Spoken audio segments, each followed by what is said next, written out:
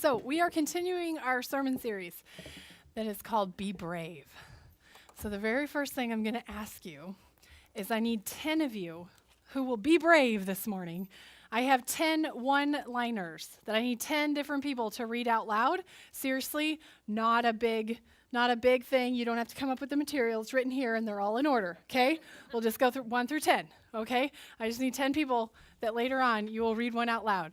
Yeah? Oh, look at the brave people. I'm so excited. Okay, thank you. Any others? Yep. I feel like I am skipping by people or something. A few more. I got 2, 3, okay. Oh, one right here. She's like, right here, this one. Yeah. Here you go. Oh, no, wait, you? Yeah, I don't have that one left. Here you go. There you go. I had one in mind for you, Ed. Okay. So you hang on to those. If you want to memorize it, go for it. You're like, no, you didn't say anything about that. And I'll call on you later in the sermon, and you can read them out. We'll just go in order. So when your number comes up, you'll just follow. Okay. So every Saturday morning for the last couple of weeks, I've been doing the same thing that I will do every Saturday morning, probably through March or something like that. I go over to Desert Mountain Park and I watch 3-year-olds play soccer. Have you ever seen 3-year-olds play soccer? Yeah, some of you really have seen 3-year-olds play soccer. It is both like the most wonderful, completely awesome, beautiful experience. And it is the most completely horrible, terrible, awful thing. Awful thing at the same time. Because picture it, 3-year-olds, like they've never really played soccer before and there's a whole bunch of them on the field. So basically it's just a bunch of like running around and chasing the ball together. Our experience has been a little bit different, and Graham actually got to start his first game. Oh my gosh, I was like beside myself. You know, my type A, oh, my son's a starter. Ah! It doesn't mean anything when they're 3, by the way. So the ref blows the whistle, and all 6 of the kids are on the field. They're all lined up around the ball, and 5 of those kids like went running after the ball. And Graham goes, a plane! And I was like, oh, it's going to be such a long season. You know what? Actually, being a parent of a 3-year-old who is on a soccer team is actually really hard.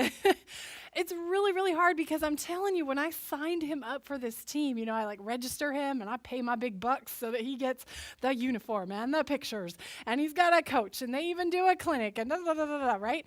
I got a picture in my head of what this would look like. It doesn't look like that at all. Not even a little bit. Not even a little bit. This is the job of parents when we actually get to the game, is we have to like let go of that picture, which did, now I realize, involve a fair amount of perfection and expectations, right? It is really hard as a parent to sit on the sideline and not be yelling and screaming, Graham, run faster, run, go get the ball. And he's just kind of trucking along, you know. Graham, go kick the ball. I know I just spent 3.5 years telling you not to take things away from people and not to kick people or things, but now you can. It's the opposite, and I get all caught up in like the details of it, and I want to like micromanage it and like, oh yeah. But the bigger picture is actually what's more important, right? Because there's something bigger happening. When 3-year-olds are playing soccer, they're actually learning, right?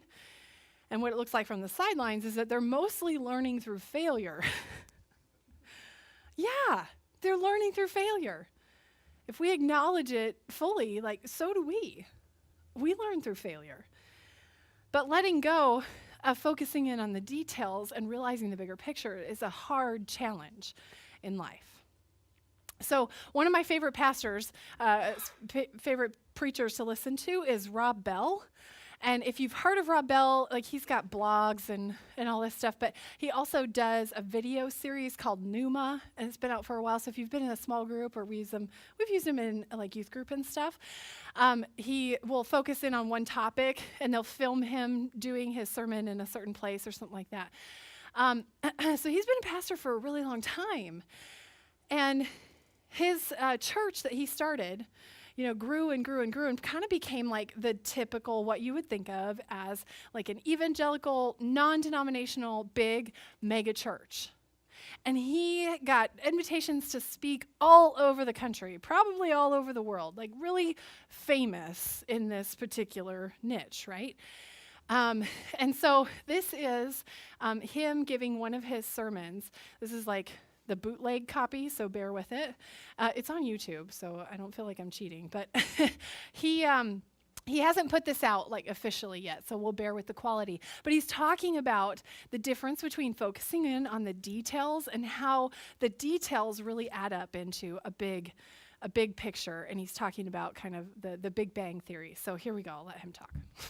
And it has been from that point expanding for 13.8 billion years. General estimates, our universe started from a single point, there was a bang, and then 13 billion years of expansion. A point, a boom, and then unfolding expansion for over 13 billion years. Now, when you read scientists and how they describe this point, they get downright poetic.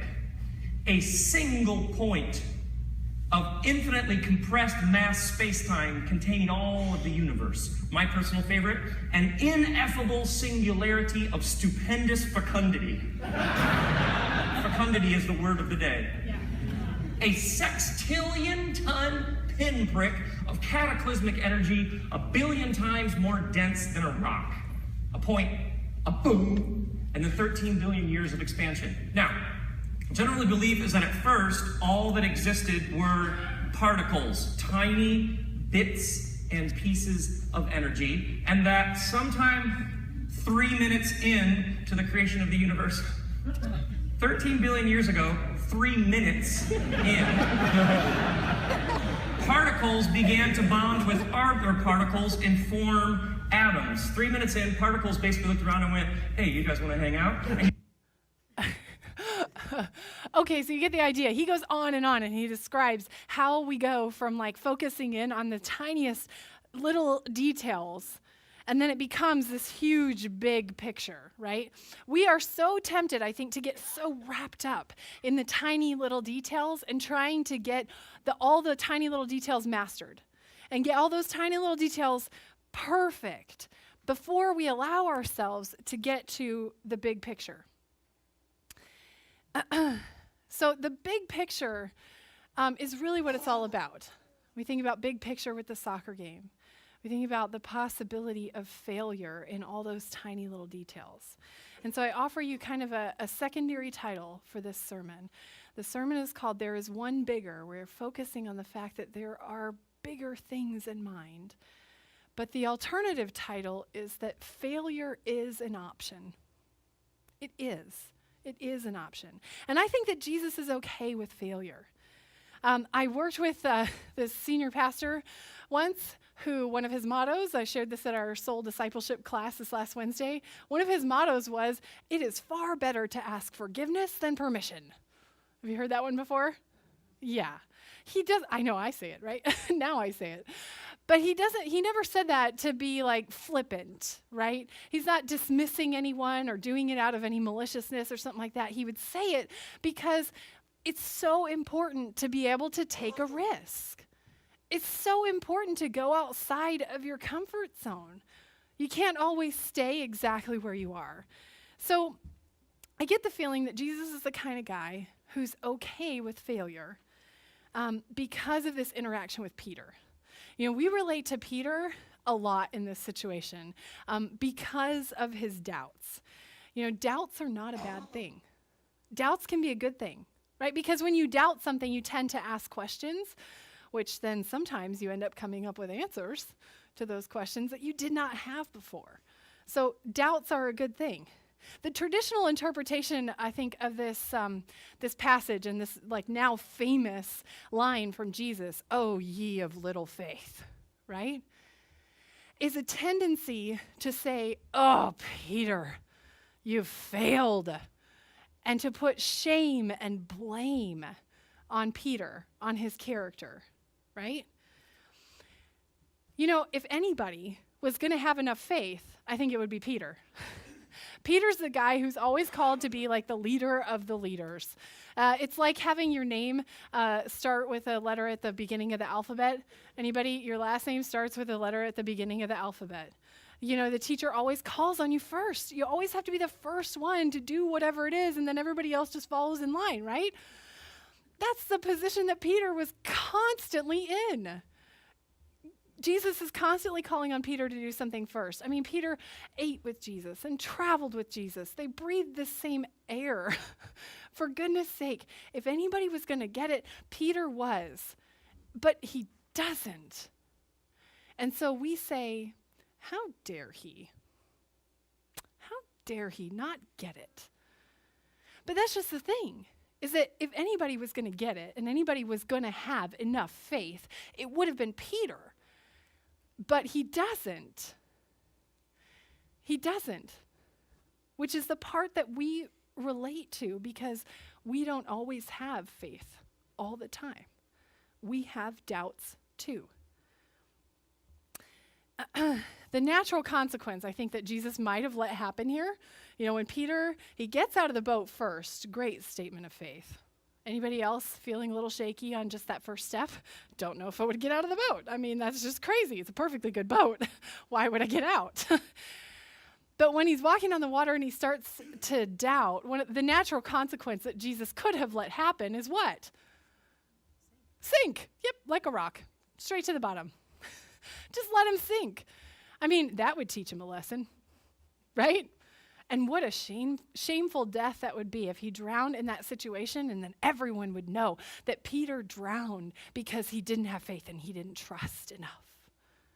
Or, okay, all right, if Jesus did save him, he could have still taught Peter a lesson and really called him out on his lack of faith, right? He could have told everybody about this incident. Can you believe this guy? Honestly, after everything I've taught him, after all the time I've spent with him, how could he possibly doubt? He could have told the whole world, and he could have kicked Peter out of the inner circle. But he didn't. He didn't. He reached out and he saved him. And I think that this now famous line, "O ye of little faith," was really to point out Peter's humanity and our human condition. Of doubt, of fear. But then Jesus' purpose is to call us to be brave. So, trying to get everything perfect all the time. Maybe Peter was trying to get it perfect when he stepped out of the boat, and that's why he feared. Trying to get it perfect all the time is not really the best goal. You know, perfection is a value that we just hold up high in our society, right? Perfectionism is awesome. If you can get everything right all the time, seriously, how great is your boss going to think of you? How great is your spouse going to love you if you can always get it right and never hurt their feelings? But perfectionism doesn't always work to our benefit. Now, when I say perfectionism, I'm not saying perfectionism is not the same thing as striving to do your best. That's not what we're talking about here. And perfectionism is not self-improvement. Perfectionism that I'm talking about hampers our success. This is the thing that actually leads us to things like depression, anxiety, addiction, and life paralysis. You know, you just get frozen. You cannot move forward. Perfectionism is actually a self-destructive pattern of behavior. It's this addictive belief system that fuels one primary thought. You ready? If I just look perfect, or I live perfectly, or I do everything perfectly, then I can avoid, or at least I can minimize painful feelings like shame, like judgment, and blame.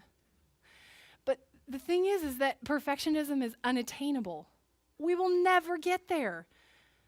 We can't do it. And it's this addictive cycle because when you inevitably do experience shame or judgment or blame, then we believe that it's because we're not perfect enough. And the cycle just goes around and around. It's hard to talk about our failures. It's hard to open up and be vulnerable. Pastor Asa and I went to a couple of conferences last fall, and we were looking for information about, like, how can we learn from people who have led churches through significant change? Like our church is changing and the community around us is changing. Like, how have other people engaged with other organizations in their community? Or how have they led? Or how have they done things differently? Man, we met a lot of really talented people. Really great speakers, got some great ideas. But at one conference in particular, there was like this theme, this thread that every single speaker talked about, alluded to, and that was failure. And so they would, they'd talk about what their church is doing right now, and then, they wanted to tell us about how we could learn from it and stuff. But every single one of them acknowledged that failure was a huge part of their path. They'd say things like, oh my goodness, we failed so many times. And the same thing would happen each time. Like, I would sit there and I'd hear them say that and I go, all right, tell me how. Like, tell me what didn't work. Mostly because I just really need to hear that. I want to hear how someone else failed because, we trial and error all the time. It will do me good. It will make me feel good to hear that someone else has failed. Yes? Wouldn't that make you feel a little better?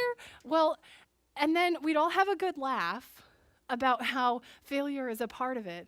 But then we'd move right on, right, and get to the real learning. We get to the real learning, then they tell us about when they were successful and what had worked.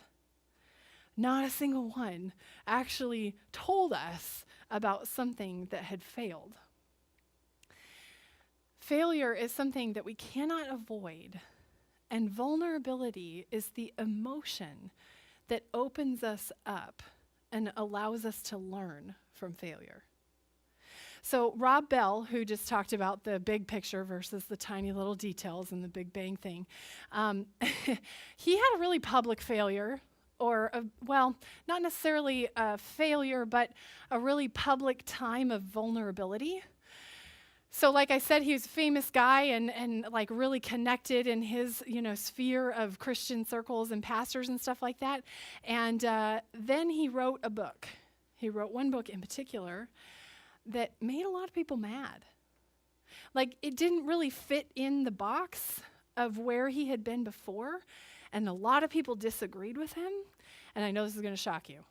I know this is going to shock you to your core, but there were a bunch of like churchy people, even church leaders, who did that thing where you go online and you comment and you say something mean. And you say something, isn't that shocking that church people make mistakes like that come on. I'm just joking. You can laugh. He went through this really public period where there was a lot of shame. There was a lot of blaming. And I heard him speak almost exactly a year ago, and he acknowledged that season in his life, and he said, oh my goodness, like my worst fear was realized, and I'm still here. Somehow I landed back in the boat. Somehow it turned out okay. This idea of vulnerability is just, it's excruciating. So there's this author that I'm just a big fan of right now, Brené Brown. I've mentioned her before. I'll mention her again. I'm obsessed. I'll admit it. She is a researcher, actually, and she researches shame and fear and therefore vulnerability, right? And she did like 7 years of research, and then something really shocking happened, was that she realized that she had put up these blinders and these walls, and there was like a crack in the wall at one point, and she realized that all this research she'd been doing actually applied to her too. And she needed to deal with her vulnerability. And so she went to see a counselor, and her first meeting with the counselor, she says, I hate vulnerability. Oh my goodness, just opening yourself up to the possibility that you could be attacked, that someone could say something awful or mean. I just don't want to do it. It's excruciating. And the counselor looked at her with this very kind smile on her face, and she said, vulnerability. Yes, I know this emotion. I know what you're talking about. And she said, it's exquisite. And Brené Brown looked at her and said, no, I did not say exquisite. I said excruciating. Excruciating. And here's a quote from Brene Brown after she kind of worked through some of this. She says, when shame becomes a management style, engagement dies. When failure is not an option, we can forget about learning, creativity, and innovation. Vulnerability can be hard to live through, can be hard to feel. So we have 10 people around the room who have descriptions of what vulnerability feels like. So number 1, can you start us off? Going out on a limb, a very, very high limb. Yeah. 2.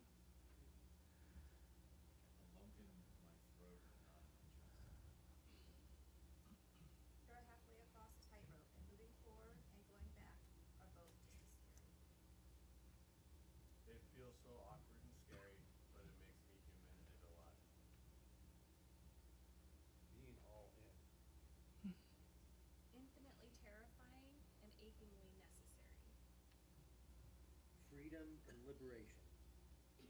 I know it's happening, but I feel the need to strike first before I'm struck. Letting go of control. Walking on water. Walking on water. Vulnerability feels like walking on water. And when Peter responds, what he's talking about when he calls out to God is in Psalm 69. It says, "Save me, O God, for the waters have come up to my neck. I sink in deep mire where there's no foothold. I've come into deep waters, and the flood sweeps over me. I'm weary with crying. My throat is parched. My eyes grow dim with waiting for my God."